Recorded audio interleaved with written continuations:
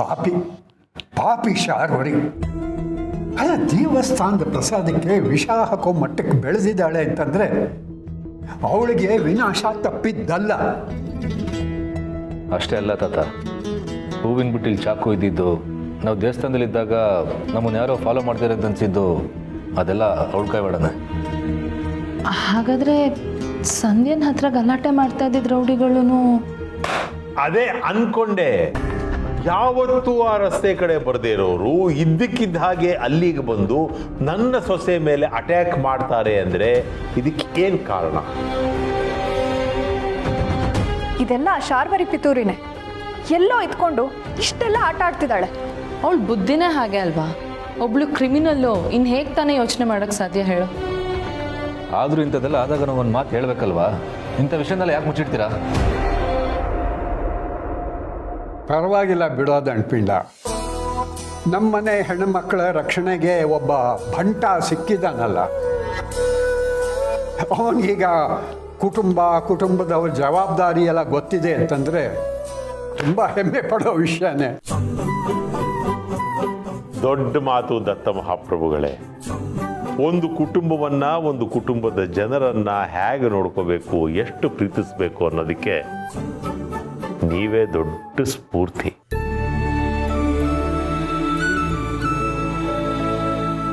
ನಿಮ್ಮ ಈ ಗುಣಗಳಲ್ಲಿ ಒಂದು ಹುಲ್ಲು ಕಡ್ಡಿಯಷ್ಟು ಒಳ್ಳೆಯ ಗುಣ ಕೂಡ ನನ್ನಲ್ಲಿಲ್ಲ. ಆದರೂ ದತ್ತ ಮಹಾರಾಜರೇ, ಪ್ರಮಾಣ ಮಾಡ್ತೀನಿ, ನಾನು ಬದುಕಿರೋವರೆಗೂ ಈ ಮನೆಯಲ್ಲಿರೋರು ಯಾರಿಗೂ ಯಾವುದೇ ರೀತಿ ತೊಂದರೆ ಆಗದೆ ಇರೋ ಹಾಗೆ ನೋಡ್ಕೊಳ್ಳೋ ಜವಾಬ್ದಾರಿ ನಾನು.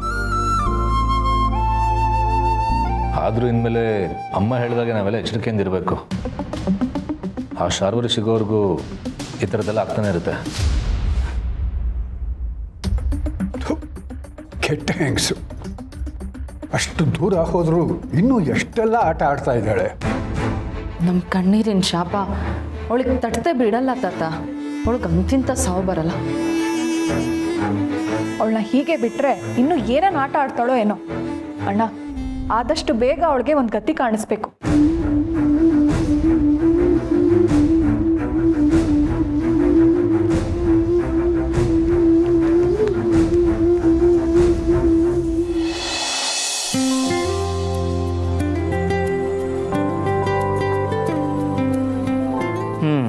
ಏನಂತಾಳೆ ನಮ್ಮ ಪುಟ್ಟ ಲಕ್ಷ್ಮಿ? ಮಲಗಲ್ಲ, ಆಡ್ತಾನೆ ಇರಬೇಕು ಅಂತಳು. ಅದಕ್ಕೇನಂತೆ, ಆಟ ಆಡಿಸ್ತಾ ಇದ್ರಾಯ್ತು. ಅದಕ್ಕಿಂತ ಅದೃಷ್ಟ ಏನೇನಿದೆ? ನಮ್ಮ ಮನೆಗೆ ನಗುವನ್ನು ಉಡುಗೊರೆಯಾಗಿ ಕೊಟ್ಟವಳು ಇವಳು. ಇವಳ ಖುಷಿಗಿಂತ ಇನ್ನೇನು ದೊಡ್ಡದಿದೆ? ನನಗನ್ಸುತ್ತೆ ಮೀರಾ ಮೇಡಮ್ಮು ನಮ್ಮ ಫ್ಯಾಮಿಲಿ ಜೊತೆಗೆ ಇನ್ನೊಂದು ಫ್ಯಾಮಿಲಿನೂ ಮಿಸ್ ಮಾಡ್ಕೋತಿರ್ಬೋದು ಅಂತ. ಇನ್ನೊಂದು ಫ್ಯಾಮಿಲಿನ? ಏನು ಹೇಳ್ತಿದ್ದೆ ನೀನು? ಅದೇ ಬ್ರೋ, ತಾತನ ಫ್ಯಾಮಿಲಿನೂ ಮಿಸ್ ಮಾಡ್ಕೋತಿರ್ಬೋದು ಅಂತ. ಓ, ಅದಾ ವಿಷಯ. ಮೀರಾ ಮೇಡಮ್ಮು ತನ್ನ ತಾತನ್ನ ಮಿಸ್ ಮಾಡ್ಕೋತಿದ್ದಾರಾ ಅಥವಾ ನೀನು ಸಮರ್ಥನ ಮಿಸ್ ಮಾಡ್ಕೋತಿದ್ದೆ? ನಾನು ಯಾಕೆ ಸಮರ್ಥನ ಮಿಸ್ ಮಾಡ್ಕೊಳ್ಳಿ? ಯಾಕೆಂದ್ರೆ ಕೋಳಿ ಜಗಳ ಆಡಕ್ಕೆ. ನೀವಿಬ್ರು ಕೋಳಿ ಜಗಳ ಆಡಿದ್ರೆ ತಾನೇ ನಿಮ್ಮಿಬ್ರಿಗೂ ಸಮಾಧಾನ ಆಗೋದು. ಈಗೇನು ಒಂದು ವಿಡಿಯೋ ಕಾಲ್ ಮಾಡಿದ್ರೆ ಎಲ್ಲರ ಜೊತೆನೂ ಮಾತಾಡ್ಬೋದಲ್ವಾ? ಸರಿ, ಹಾಗಾದ್ರೆ ನಾನು ಈಗಲೇ ಸಮರ್ಥಕ್ಕೆ ವಿಡಿಯೋ ಕಾಲ್ ಮಾಡ್ತೀನಿ. ಇದೇ ಬೇಕಾಗಿದೆ ವಂಗು, ಅಲ್ವೇನಾ? ಹಾಗೇನಿಲ್ಲ.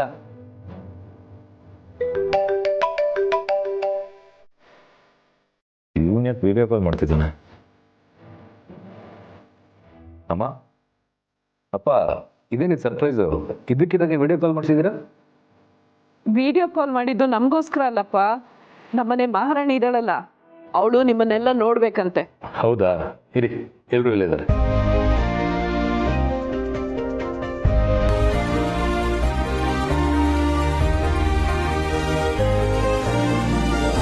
ಏನು ಮಾಡ್ತಿದ್ದಾಳೆ ನಮ್ಮ ಪುಟ್ಟಲಕ್ಷ್ಮಿ? ಆಟ ಆಡ್ತಾ ಇದ್ದಾಳೆ. ಸ್ವಲ್ಪನೂ ನಿದ್ದೆ ಮಾಡಲ್ಲ ಅಂತಿದ್ದಾಳೆ. ಏ ಅಬ್ಬಿ, ಮಗು ಮಲಗ್ತಿಲ್ವಂತೆ, ಒಂದು ಹಾಡು ಹೇಳಿ ನಿದ್ದೆ ಮಾಡ್ಸೋಕ್ಕಾಗಲ್ವಾ? ಏಯ್, ನನಗೆ ಹಾಡು ಹೇಳೋಕ್ಕೆಲ್ಲ ಬರಲ್ಲ. ಅಷ್ಟಿದ್ರೆ ನೀನೇ ಬಂದು ಹಾಡು ಹೇಳಿ ಮಲಗಿಸು, ಮಗು ಮಲಗತ್ತ ನೋಡೋಣ. ನೀನು ಹಾಡು ಹೇಳಿದ್ರೆ ಮಲಗಿರೋ ಮಗುನ ಎದ್ಬಿಡುತ್ತೆ ಬಿಡು. ಅಷ್ಟೆಲ್ಲ ಕಂಡಮ್ ಮಾಡ್ಬೇಡ, ನಾನು ಚೆನ್ನಾಗೇ ಹಾಡ್ತೀನಿ. ಹೌದಾ? ಎಲ್ಲಿ ಹಾಡು ನೋಡೋಣ. ನೀನು ಹಾಡು ಅಂದ ತಕ್ಷಣ ನಾನೇ ಹಾಡಬೇಕು? ನಾನು ಹಾಡಲ್ಲ. ಶುರು ಆಯ್ತು ನಿಮ್ಮ ಕೋಳಿ ಜಗಳ. ಇದಕ್ಕೆ ನಾ ವಿಡಿಯೋ ಕಾಲ್ ಮಾಡಿದ್ದು. ವಿಡಿಯೋ ಕಾಲಲ್ಲಾದರೂ ಜಗಳ ಆಡೋದನ್ನು ಬಿಟ್ರ? ಹೌದು, ನೀವು ಇದೇ ರೀತಿ ಜಗಳ ಆಡ್ಕೊಂಡು ಕಿತ್ತಾಡ್ತಾ ಇದ್ರೆ ಆ ನೆಟ್ವರ್ಕ್ ಅನ್ನೋ ಮಹಾಪ್ರಭುಗೆ ಕೋಪ ಬಂದು ತಾನಾಗೆ ಕಟ್ಟಾಗ್ಬಿಡುತ್ತೆ.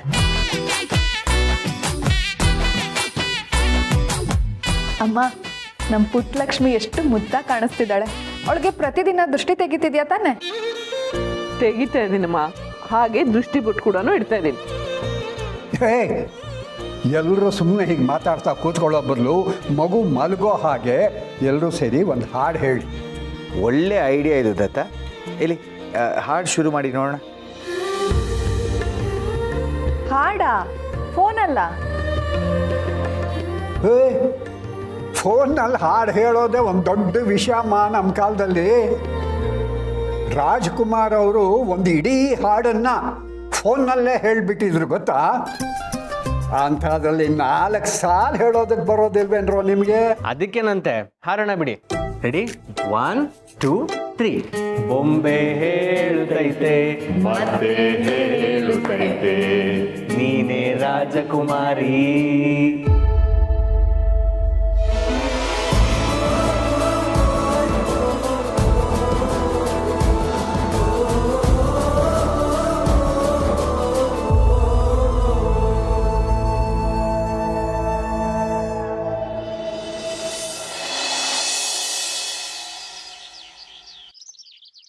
ನಮಸ್ಕಾರ ಮೇಡಮ್. ನಮಸ್ತೆ.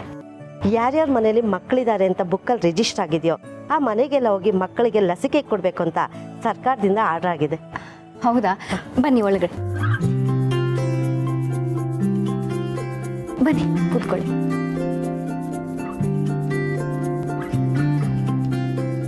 ಮಗು ಆರೋಗ್ಯಕ್ಕೋಸ್ಕರ ಬೀದಿ ಬೀದಿಗೆ ಮನೆ ಮನೆಗೆ ಹೋಗಿ ಇಂಥ ಕೆಲಸ ಮಾಡ್ತೀರಾ. ಆಶಾ ಕಾರ್ಯಕರ್ತರಂದ್ರೆ ನಂಗೆ ತುಂಬ ಹೆಮ್ಮೆ ಇದೆ. ನಿಮ್ಗೆ ಕುಡಿಯೋದಕ್ಕೆ ಏನಾದರೂ ತರ್ತೀನಿ, ಕೂತ್ಕೊಂಡಿರಿ.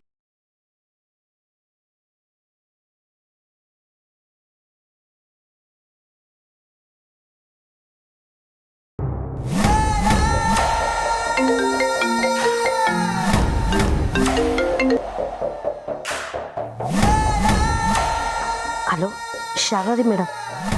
ಹೇಳಿ ಮೇಡಮ್, ನೀವು ಹೇಳಿದಾಗೆ ಈ ಮನೆಗೆ ಬಂದಿದ್ದೀವಿ. ನಾವು ಆಶಾ ಕಾರ್ಯಕರ್ತರು ಅಂತ ಈ ಮನೆಯವರು ನಂಬಿದ್ದಾರೆ. ನಾವು ಹಾಗೆ ನಾಟಕ ಮಾಡ್ತಾ ಇದ್ದೀವಿ. ಇನ್ನು ಸ್ವಲ್ಪ ಹೊತ್ತು ಮಗು ಎತ್ಕೊಂಡು ಬಂದ್ಬಿಡ್ತೀವಿ. Very good. ಆ ಮನೆಯವರೆಲ್ಲರೂ ಹಾಗೆ ಎಲ್ರನ್ನೂ ಬೇಗ ನಂಬಿಡ್ತಾರೆ. ಆ ನಂಬಿಕೆನೇ ನಮಗೆ ದಾಳ. ಕೆಲಸನ ಆದಷ್ಟು ಬೇಗ ಮುಗಿಸಿ. ಸರಿ ಮೇಡಮ್.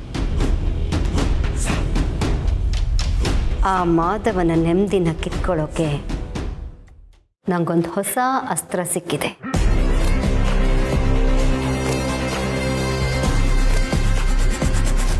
ತಗೊಳ್ಳಿ. Thank you.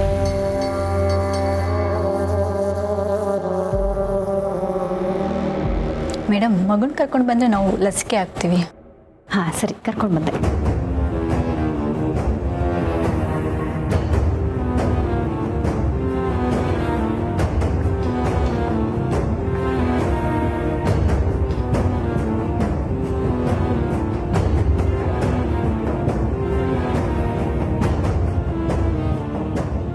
ಒಂದು ನಿಮಿಷ ಮೇಡಮ್, ಸ್ವಲ್ಪ ಬಿಸಿನೀರು ತೊಗೊಂಬರ್ತೀರಾ? ಹಾಂ, ತಗೊಂಡು ಬರ್ತೀನಿ. ಮಗು ನಮ್ಮ ಹತ್ರನೇ ಇರಲಿ ಬಿಡಿ, ಆಟ ಆಡಿಸ್ತಾ ಇರ್ತೀವಿ.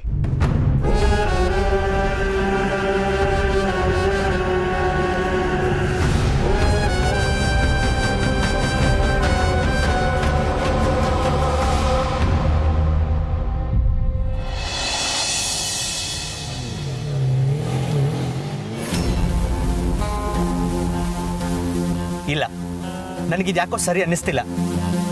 ಅವ್ರು ನಮ್ಮ ಮನೆಯಲ್ಲೇ ಇದ್ಕೊಂಡು ನಮ್ಮ ಮನೇಲಿ ಇಷ್ಟೆಲ್ಲ ಅನಾಹುತ ಮಾಡಿದ್ದಾರೆ. ಆದರೆ ಇಷ್ಟೆಲ್ಲ ಮಾಡಿದ್ದವ್ರೆ ಅಂತ ನಮಗೆ ಗೊತ್ತೇ ಆಗಲಿಲ್ಲ. ಆದರೆ ಈಗ ಮನೆಯಿಂದ ಆಚೆ ಎಲ್ಲೋ ಕುತ್ಕೊಂಡು ನಮ್ಮ ಮೇಲೆ ಇಷ್ಟೆಲ್ಲ ಪಿತೂರಿ ಮಾಡ್ತಿದ್ದಾರೆ. ಇದನ್ನೆಲ್ಲ ನೋಡ್ಕೊಂಡು ನಾವು ಸುಮ್ಮನೆ ಇರಬೇಕಾ? ಇಲ್ಲ, ನಾವೇನಾದರೂ ಮಾಡಲೇಬೇಕು. ನೀನು ಹೇಳ್ತಿರೋದು ನಿಜಾನೇ. ಹಾಗಂತ ದುಡ್ಡಿಗೆ ಯಾವ ನಿರ್ಧಾರನೂ ತಗೊಳಕ್ಕಾಗಲ್ಲ. ದ್ವೇಷ ಸತ್ಸೋರ್ಗೂ ಜೀವನ ನಡೆಸಬೇಕು ಅಂದ್ಕೊಂಡಿರೋರ್ಗೂ ತುಂಬ ವ್ಯತ್ಯಾಸ ಇರುತ್ತೆ. ಈ ದ್ವೇಷ ಸತ್ಸೋರು ಹೇಗೆ ಅಂತಂದರೆ ಮುಳ್ಳಿದ ಹಾಗೆ, ಆದರೆ ಜೀವನ ನಡೆಸಬೇಕು ಅಂದ್ಕೊಂಡಿರೋರು ಬಿಳಿ ಬಟ್ಟೆ ಇದ್ದ ಹಾಗೆ. ಮುಳ್ಳಿನ ಮೇಲೆ ಬಟ್ಟೆ ಬಿದ್ರು ಅಥವಾ ಬಟ್ಟೆನೇ ಮುಳ್ಳಿನ ಮೇಲೆ ಬಿದ್ರು ನಾವು ಬಟ್ಟೆನ ಹುಷಾರಾಗಿ ಎತ್ಕೋಬೇಕು. ಹಾಗೇನೆ ನಮ್ಮ ಜೀವನವನ್ನು ಕಾಪಾಡ್ಕೋಬೇಕು. ಅದಕ್ಕಾದ್ರೂ ನಾವು ತುಂಬ ಎಚ್ಚರಿಕೆಯಿಂದ ಇರಬೇಕು. ಆ ರೀತಿ ಎಚ್ಚರಿಕೆಯಿಂದ ಇರಬೇಕು ಅಂತ ಮುಳ್ಳನ್ನ ಸುಮ್ಮನೆ ಬಿಟ್ಕೊಂಡಿದ್ರೆ ಆ ಮುಳ್ಳು ನಮ್ಮನ್ನೇ ಚುಚ್ಚುತ್ತೆ. ಸುಮ್ಮನೆ ಬಿಡಬೇಕು ಅಂತ ನಾನು ಹೇಳ್ತಿಲ್ಲ. ನಾವೆಲ್ಲರೂ ಒಟ್ಟಾಗಿದ್ರೆ ಆ ಮುಳ್ಳನ್ನ ಹೊಸ್ಕಾಕೋದೇನು ಕಷ್ಟ ಅಲ್ಲ. ಅಮ್ಮನೂ ಅದೇ ತಾನೇ ಹೇಳ್ತಿದ್ದಾರೆ, ಯಾವುದೇ ಕಾರಣಕ್ಕೂ ನಮ್ಮ ಮಧ್ಯೆ ಒಗ್ಗಟ್ಟು ಹೊಡಿಬಾರ್ದು. ನಾವೆಲ್ಲರೂ ಒಗ್ಗಟ್ಟಾಗಿದ್ರೆ ಅದ್ರ ಶಕ್ತಿನೇ ಬೇರೆ, ಆ ವಿಷ ಶಾರ್ವರಿ.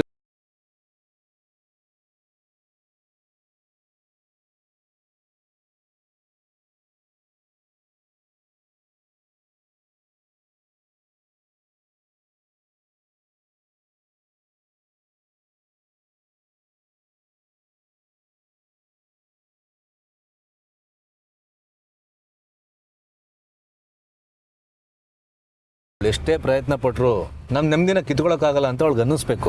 ಇದನ್ನೆಲ್ಲ ಮರೆತು ಇದರಿಂದ ಹೊರಗೆ ಬಂದು ಮತ್ತೆ ಮನೇಲಿ ಸಂತೋಷದಿಂದ ಇರೋಕ್ಕೆ ಪ್ರಯತ್ನ ಪಡಬೇಕು. ಅದ್ರ ಜೊತೆಗೆ ಅಮ್ಮ ಹೇಳಿದೆಲ್ಲ ನೆನಪಿದೆ ತಾನೆ, ನಾವು ಮೊದಲು ಆ ಕೆಲಸ ಮಾಡಬೇಕು. ಆವಾಗಲೇ ಅವಳು ಸಿಕ್ಕಾಕೊಳ್ಳೋಕೆ ಸಾಧ್ಯ. ಹೌದು, ಅದೆಲ್ಲ ನೆನಪಿದೆ. ನಾಳೆ ಅದೆಲ್ಲ ಆಗುತ್ತೆ. ಗುಡ್. ಆದರೆ ಈ ವಿಷಯ ನಮ್ಮಲ್ಲೇ ಇರಬೇಕು.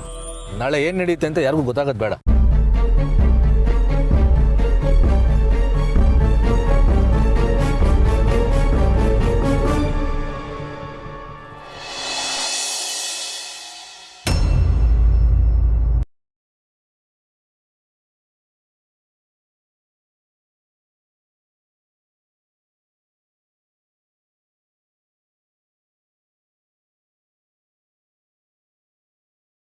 ಇಲ್ಲಿ ಹೋಗೋಣ.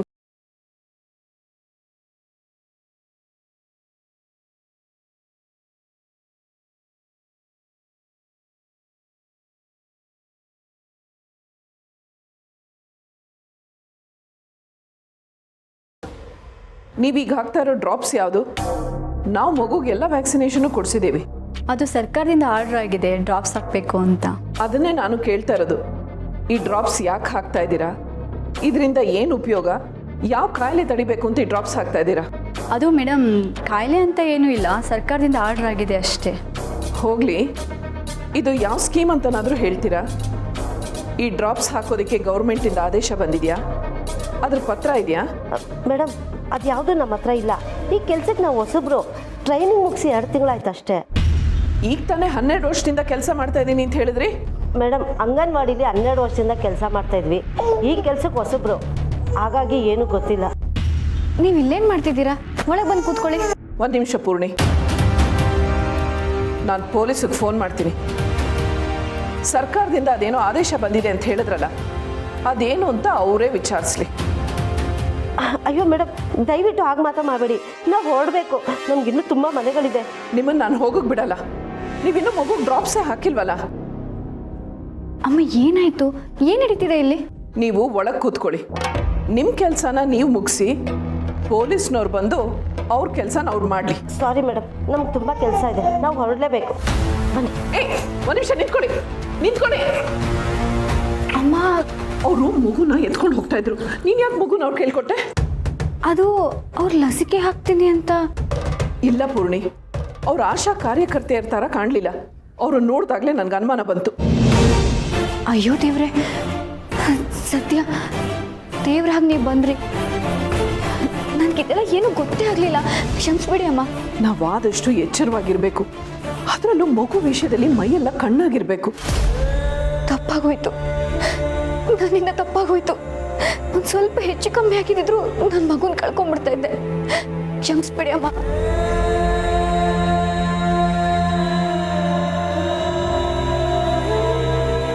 ಆ ಶಾರ್ವರಿ ಮಗುನ ಎತ್ಕೊಂಡು ಹೋಗೋಕ್ಕೆ ಪ್ರಯತ್ನ ಪಡ್ತಾ ಇದ್ದಾಳೆ ಅಂತ ಆಯ್ತು. ಇಲ್ಲ, ಇನ್ನು ಅವಳನ್ನ ಸುಮ್ಮನೆ ಬಿಡಬಾರ್ದು.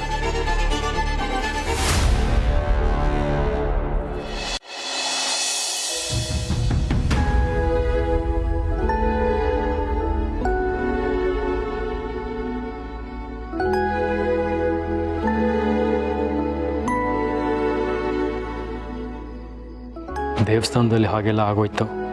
ಪೂರ್ಣಿ ತುಂಬ ಹೆದರಿದ್ದಾಳೆ. ಭಯಕ್ಕೆ ರೂಮಿಂದಾನೇ ಆಚೆ ಬರೋಕ್ಕೆ ರೆಡಿ ಇಲ್ಲ ಅವಳು. ಅಭಿನೂ ಪ್ರಾಜೆಕ್ಟ್ ಕಳ್ಸಕ್ಕಂತ ಆಚೆ ಹೋಗಿದ್ದಾನೆ. ಒಂದೊಂದು ನಿಮಿಷನೂ ಎಲ್ಲರೂ ಕಣ್ಣಲ್ಲಿ ಕಣ್ಣಿಟ್ಟು ನೋಡ್ಕೊಳ್ಳೋದಾದ್ರೂ ಹೇಗೆ? ಏನು ಮಾಡೋದು?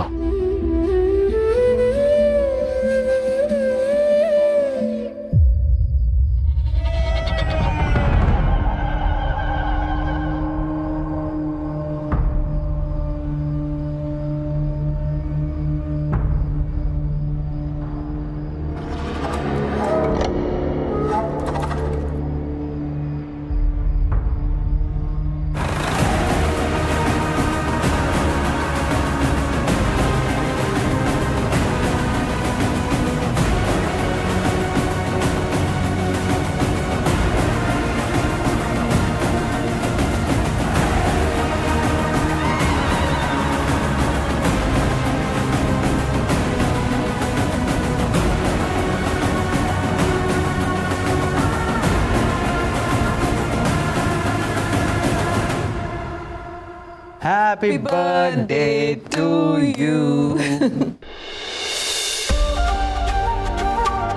Happy birthday to you. Happy birthday to you. ಹೇಗಿತ್ತು ಸರ್ಪ್ರೈಸ್?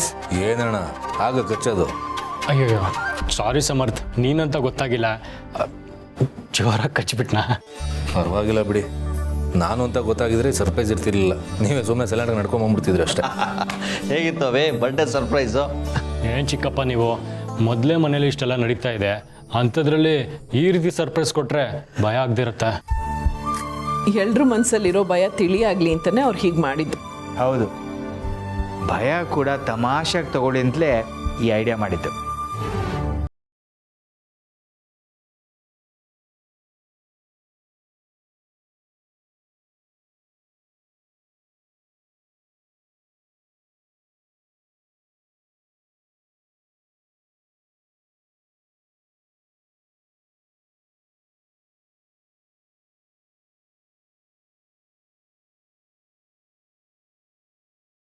ಅವಳು ನಿದ್ದೆ ಹೋಗಿದ್ದಾಳೆ. ಅವಳು ತುಂಬ ಗಾಬರಿಯಾಗಿದ್ದಾಳೆ, ಭಯಪಟ್ಟಿದ್ದಾಳೆ. ದೇವಸ್ಥಾನದಲ್ಲಿ ಈ ರೀತಿ ನಡೆದಿದ್ದು ಗೊತ್ತಾದ ಮೇಲಿಂದ ಮಗುಗೆ ಏನಾಗುತ್ತೋ ಅಂತ ಆತಂಕ. ಆ ಆತಂಕದಿಂದ ಬಹುಶಃ ನನ್ನ ಬರ್ಡೇನೂ ಮರ್ತಿದ್ದಾಳೇನೋ. ಅವಳಿಗೆ ಈ ರೀತಿ ಆಗೋದು ಸಹಜನೇ. ಪೂರ್ಣಿ ಮುಂಚೆಯಿಂದನೂ ಸ್ವಲ್ಪ ಭಯ ಸ್ವಭಾವದಳೆ. ಅವಳಿಗೆ ಆಚೆ ಬರೋದು ಸ್ವಲ್ಪ ಕಷ್ಟ ಆಗ್ಬೋದು. ತುಳಸಿಯವರೇ, ನೀವೇ ಅವಳಿಗೆ ಸ್ವಲ್ಪ ಸಮಾಧಾನ ಹೇಳಿ, ಧೈರ್ಯ ಹೇಳಿ. ಆಯಿತು ಮಾಧವರೇ. ಅವಿ, ನೀನೇ ಹೋಗಿ ಪೂರ್ಣಿ ಕೇಕ್ ಕೊಟ್ಟು ಧೈರ್ಯ ಹೇಳು. ಅವಳ ಜೊತೆ ನಾಳೆ ನಾನು ಮಾತಾಡ್ತೀನಿ. ಸರಿ ಅಮ್ಮ, ಹಾಗೆ ಆಗಲಿ. ಈ ಟೈಮಲ್ಲಿ ಅಭಿನಯ ಇದ್ದಿದ್ರೆ ಚೆನ್ನಾಗಿರ್ತಿತ್ತು. ನೋಡಿದ್ರ ಅಣ್ಣ ತಮ್ಮಂದ್ರು ಪ್ರೀತಿನ ಒಬ್ರನ್ನೊಬ್ರು ಹೇಗೆ ಮಿಸ್ ಮಾಡ್ಕೋತಾರೆ ಅಂತ. ಎದುರಿಗಿದ್ರೆ ಕೋಳಿ ಜಗಳ ಆಡ್ತಿರ್ತಾರೆ. ಏನು ಮಾಡೋದು, ಜಗಳದಲ್ಲೇ ಪ್ರೀತಿ ಜಾಸ್ತಿ ಇರುತ್ತಂತೆ. ಈ ಅಣ್ಣ ತಮ್ಮಂದ್ರ ಜಗಳ ಒಂಥರ ಮಜ್ಜಿಗೆ ಬೆಣ್ಣೆ ಇದ್ದಾಗೆ, ಒಬ್ರನ್ನೊಬ್ರು ಬಿಟ್ಟಿರಲ್ಲ, ಆದರೂ ಒಂದಾಗಲ್ಲ. ಅಬ್ಬಬ್ಬ, ಎಷ್ಟೊಂದು ಮಾತಾಡೋದು ಕಲ್ತ್ಬಿಟ್ಟಿದೆ ಸಮರ್ಥ್.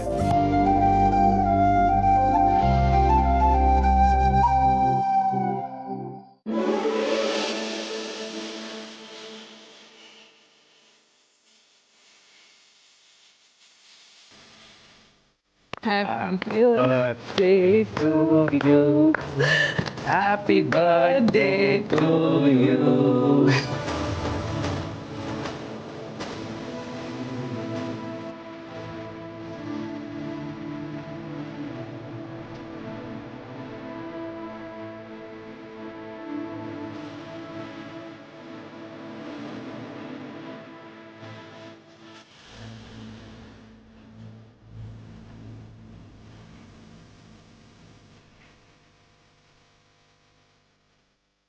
ಏನಿಲ್ಲ ಸಮರ್ಥ್, ಓಪನ್ ಮಾಡಿ ನೋಡಿ ಅಣ್ಣ, ನಿಮಗೆ ಖುಷಿ ಆಗುತ್ತೆ. ನೀನು ಗಿಫ್ಟ್ ಕೊಡ್ತೀಯ ಅಂದರೆ ನನಗೆ ಸಂತೋಷ ಆಗುತ್ತೆ. ನೀನು ಏನೇ ಗಿಫ್ಟ್ ಕೊಟ್ಟರು ನನಗೆ ಖುಷಿನೇ. ಹಾಗಿದ್ರೆ ಇದರಲ್ಲಿ ನೀವು ಇರೋದನ್ನ ನೋಡಿದ್ರೆ ಇನ್ನೂ ಡಬಲ್ ಖುಷಿ ಆಗುತ್ತೆ ನಿಮಗೆ. ಪಾಪು ಹೇಳೋದು ಕೇಳ್ತಾ ಇದ್ರೆ ಅದರಲ್ಲಿ ಏನಿರ್ಬೋದು ಅಂತ ನಮಗೆ ಕ್ಯೂರಿಯಾಸಿಟಿ ಆಗ್ತಾ ಇದೆ. ಓಪನ್ ಮಾಡುವ.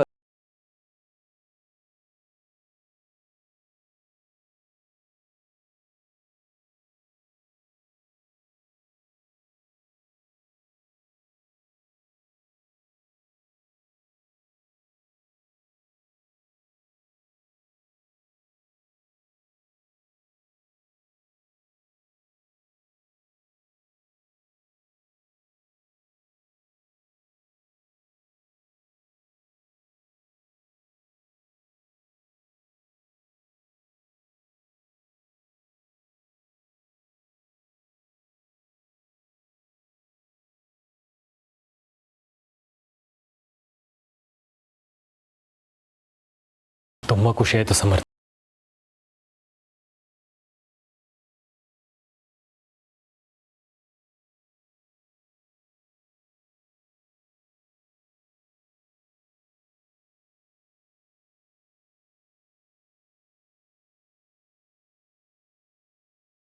ನಮ್ಮೆಲ್ರಿಗೂ ಗಿಫ್ಟ್ ಕೊಟ್ಬಿಟ್ಟೆ.